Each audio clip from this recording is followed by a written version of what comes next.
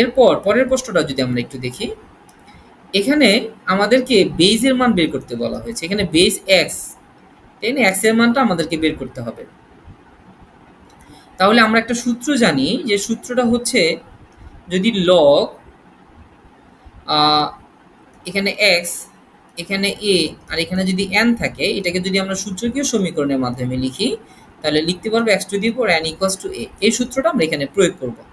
তাহলে আমরা এখানে যদি প্রশ্নটা উঠাই, তাহলে এখানে আছে এ লগ এক্স, আর্গুমেন্ট হচ্ছে 3/2 হোল টু দি পাওয়ার মানে ইকুয়ালস টু মাইনাস হাফ। সুতরাং এটাকে আমরা লিখতে পারি যে এই এক্স, এক্স এর উপরে এ পাওয়ার হচ্ছে মাইনাস হাফ, এ মাইনাস এ হাফ সমান হচ্ছে 3/2। আমরা তো জানি যে এই যে ইনভার্স যেহেতু আছে, এটা উল্টে যাবে, অর্থাৎ আর এই রুট ওভার হাফ, যেমন আমরা যদি লিখি 1/1/2 এক্স টু দি পাওয়ার 1/2, এটাকে কিন্তু আমরা লিখতে পারি রুট ওভার এক্স।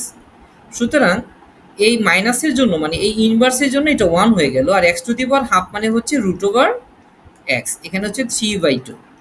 এখন আমরা যদি রুট উঠানোর জন্য যদি বর্গ করে দিই, তা 1 এর বর্গ 1, আর রুট এক্স এর বর্গ হচ্ছে এক্স, আর 3 এর বর্গ হচ্ছে 9, 2 এর বর্গ হচ্ছে 4। তাহলে এটাকে যদি আমরা উল্টে দিই, তাহলে এক্স ইকুয়ালস টু কি হচ্ছে 4/9। তাহলে 4/9 কোথায় আছে? এই যে ক নম্বর প্রশ্নে আছে।